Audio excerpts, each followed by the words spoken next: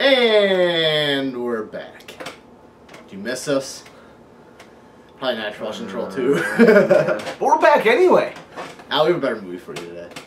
Much. Yeah. I mean, the stakes were low. Yeah. This is true. This is very true. Maybe we should have watched like Night of the Comet or something after Troll 2.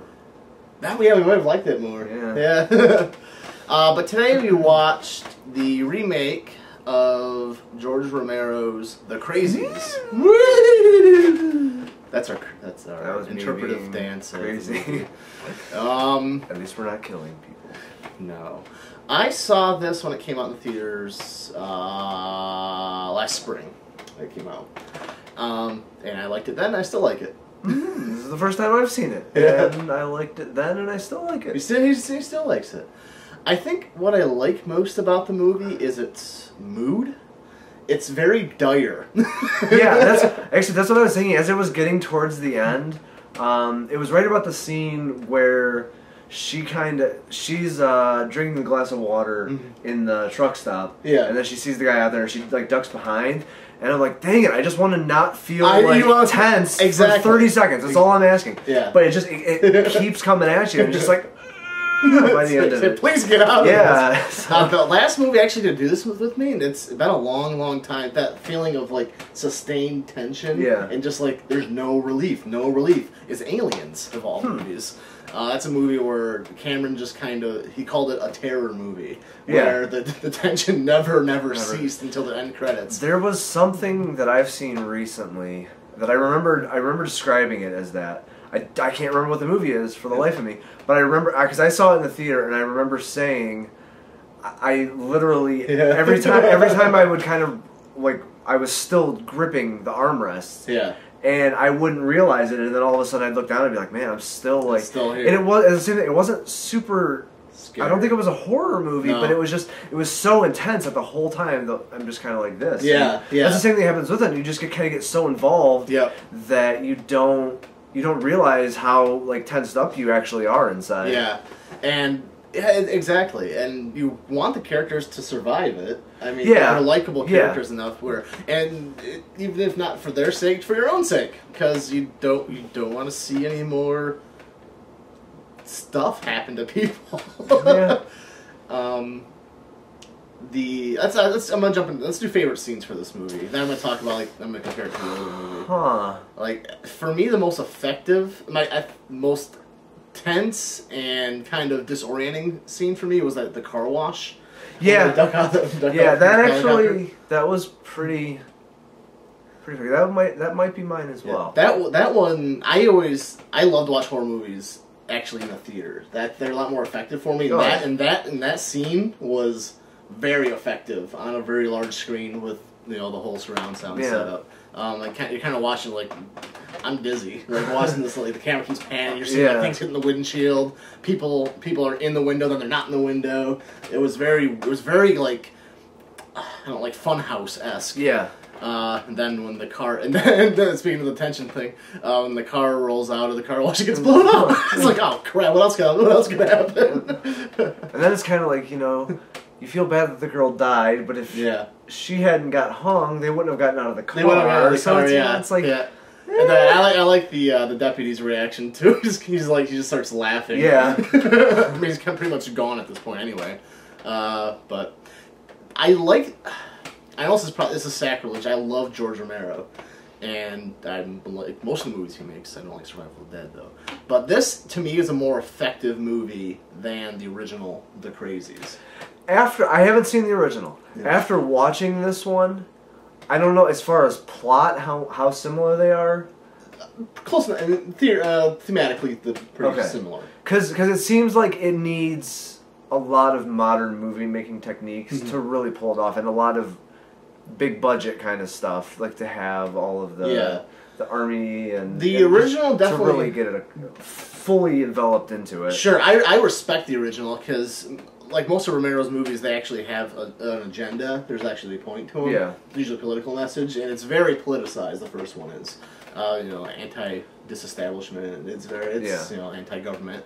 It's very interesting in that regard. However, it didn't for me work as a film per se. It lacked the tension of this movie. I mean, that's probably not what he was going for, but you know, my tastes are more towards what they did in this movie, and I think it was more effective too because in the original movie you get the perspective of both sides, the townspeople and the military, and you kind of feel, and it's interesting because you can see why both sides are acting the way they're acting. In this movie, you're only getting the one side. Right, okay. And the closest you ever get to seeing the military's point of view is that guy that they flip his truck.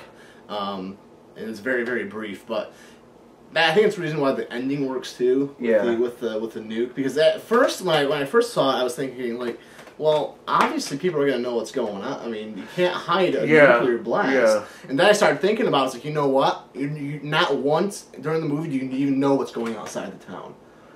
People may be aware. I mean, this is you're led to believe that this is all top secret, but you don't know what's going on. It could be a major news item. Because I mean, they were completely cut off from communication and everything. As soon as it happened, they lost their internet, they lost telephone, they lost everything. So and I think that makes it more effective horror movie in the sense too, because they're so isolated.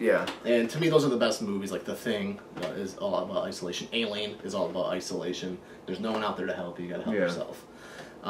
So I dig this. I do, I enjoyed some good scares. A lot of jump scares in this one. Yeah, you even got. I got one. I saw it before. And it still got me at one point. That made it a lot more tense in the theater too, because those jump scares are a lot louder. Yeah. Oh yeah. That's the thing. You can kind of anticipate it's coming every single time, and I try to prepare myself as best I can. I think I did a pretty good job tonight because I didn't really jump, but it has become another one of those like horror movie cliches where it's kind of like, okay, something's about to happen, whether it be the cat jumping out when you think it's a person, or like, because I think there was one too where the one I was expecting was when she was in the like cooler with all the other dead bodies behind those like flappy things, and she peeked back out, and you see him going around. I was either expecting one of his other people to come at her from the side, or him to come. Yeah, it was behind her. Yes. There's a lot of predictable stuff like that. Yeah, but I mean, that's what they're.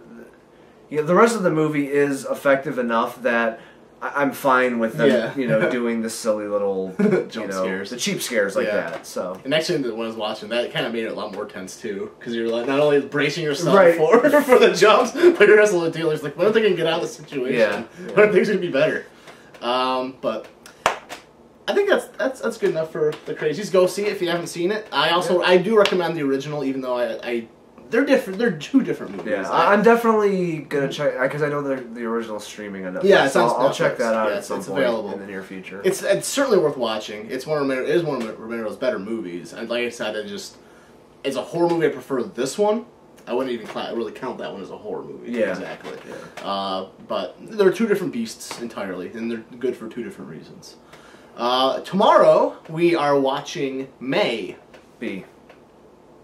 No, that was terrible. We're definitely watching May. B. And no puns. We'll keep that video punless. But it's a good movie, so you should watch it. Yes, I'm looking forward to it. I haven't seen it yet. It's another one of the creepy ones. Good. I like the creepy ones. I like most. Well, I probably like 80% of the movies we've seen. Yeah. There's really only been 2 or 3 that have just kind of really been awful. Yeah. Troll 2. I'm looking at you, Troll. It's Night of the Comet and Cemetery Man. Really, those 3. Just 3. Yeah, which isn't too bad. Because I'm pretty sure the rest of the stuff is going to be. I think we have a solid. We're in the home stretch now. Yeah, so I think 3 out of 31 is not bad. Not too bad. And really 2 of those weren't our fault. Yeah, because they showed up on other people's horror movie lists. Top 10 horror lists. That's those people's fault. Blame them, not us. But we are richer for having watched them, I guess. Sure. All right, go watch May. We'll check in tomorrow. That's Brand saying bye.